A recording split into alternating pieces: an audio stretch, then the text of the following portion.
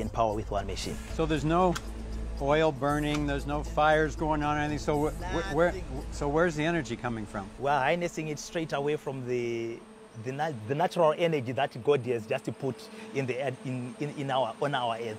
Yeah, the radio frequency. So nothing unusual, but the main point is that a meter away there's no frequencies being transmitted from a microwave tower next to the park we're standing in. It's a poignant day for us here, and amidst the excitement of seeing this for the first time, a couple of strangers showed up on the site where we were being shown these devices, and Maxwell, the inventor, took us aside as soon as he could and said, "These guys are from the government," and I didn't know they were coming. Unfortunately, we're truly concerned about this gentleman, and we're just going to take every precaution that we can to keep ourselves safe, to keep him safe, and to keep this knowledge safe. Hello guys, I told you guys I'm going to be bringing updates about the Zimbabwe guy that have made self-power TV that was able to transform a radio frequency into electricity. So there is this scientist, there are these engineers that came all the way from California and I think yes, United States of America to check on his inventions. So he carried them to the station. I want you to also listen to him and understand his perspectives about his inventions. I'll just allow you to watch the video and see it for yourself, where he explained himself very well. Generator and even a helicopter that ran on radio frequencies. A true free energy device that keeps batteries consistently charged. It took me several months to find him, but when I did, it blew my mind.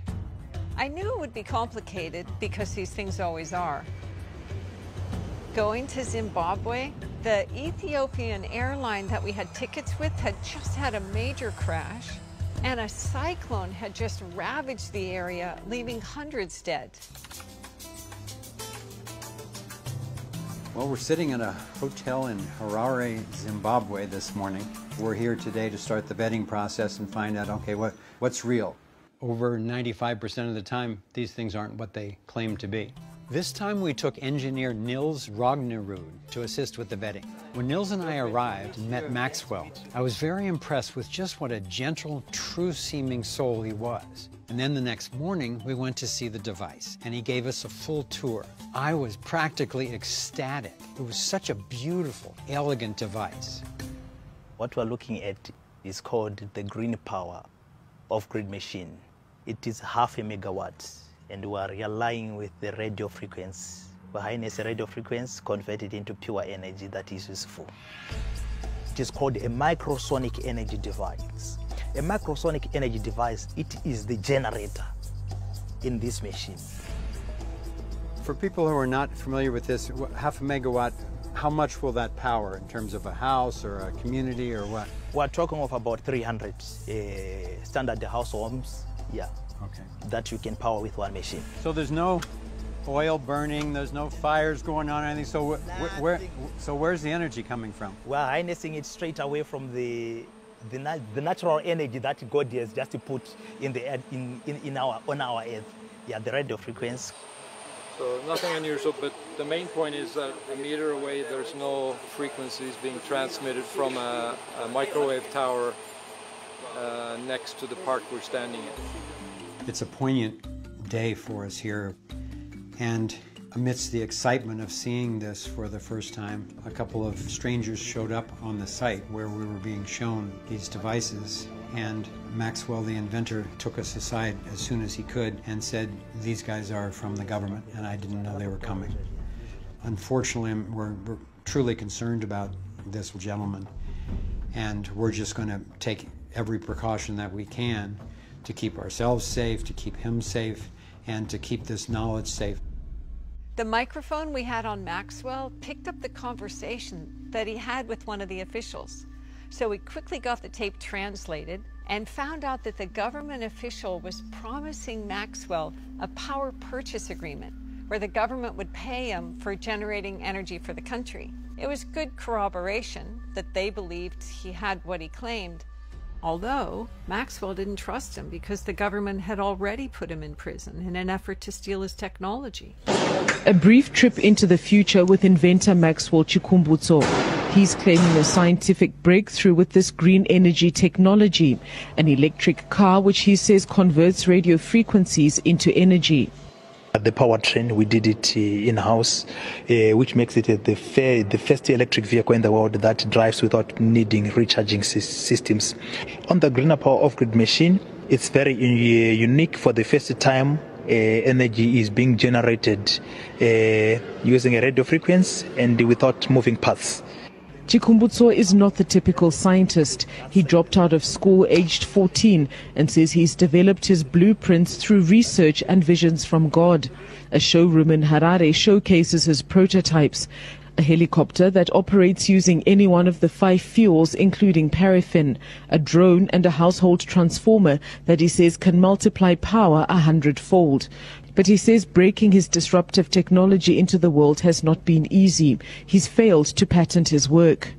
That's why we end up finding nuclear scientists, electromagnetic professors, so that they can assist us on the patent process. But as you are aware that in patents, anything that violates the laws of physics is not an industrial applicable solution.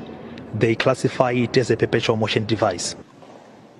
Luis Kupenala, a South African-based Angolan businessman, has poured millions into the project, but now believes it's time to commercialize. He says the Angolan government and a Brazil private energy player have signed up to buy some of their products, but that other investors don't generally believe anything credible can come out of Africa. We just sell from our skin color. We don't believe on ourselves. But obviously, a new generation has another responsibility to change this kind of paradigm to another level, whereby we have to capitalize on our abilities in Africa. Zimbabwean scientists who spoke to the SABC also expressed skepticism, but Chikumbutso brushes the naysayers aside. He says he's determined to ensure that his God-given gift brings energy to light up the continent and put Zimbabwe on the technological map.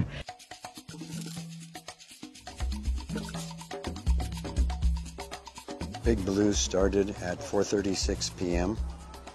We're here with Maxwell, and the test is starting.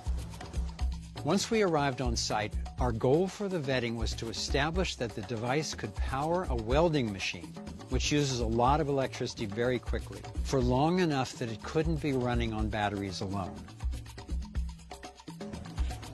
So you were asking where the energy came from. You mentioned the other day the sun, but it's not like solar energy. No, right? It's not. We're not using solar energy because this one is not even affected with clouds, light, and things like that. It just works. So the energy, the radio frequencies that you're harnessing, are they there in space, in the field all the time?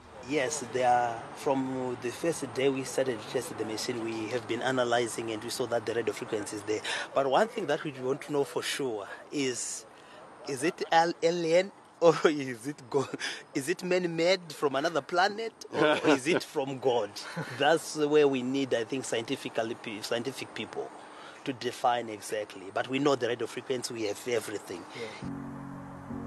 If it's still a fully charged battery, the test is successful. It's not screws. Oh, that's 217. 0.9. That's perfect. We get it.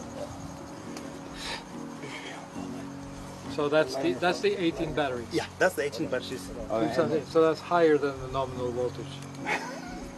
Dude! Wow! So much. That is awesome. That's the 18 4-volt batteries.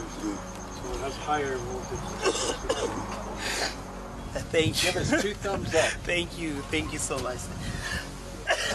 One final check of the battery voltage revealed a shocking result.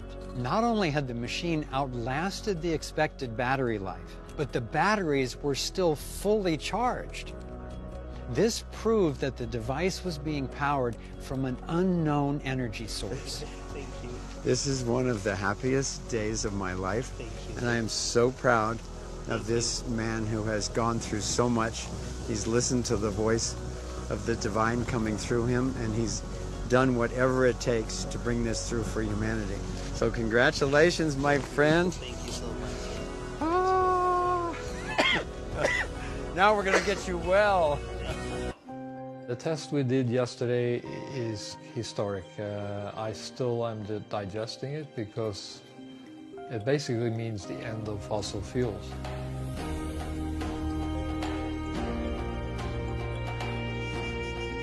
One of the painful reality I have seen in energy is this is a very dangerous game altogether. Yeah, especially free energy, because you know, as I said, if they can try to kill it using professional people, and that has happened to me. I went through a lot, poisons, like I'm saying right now. I'm fighting it. They come to you, then they said, no, you mustn't do this. When they see that you're not giving up, then they can just frame you. Then they can say, no, you have done ABC. My prayer is this thing must see the light of the day.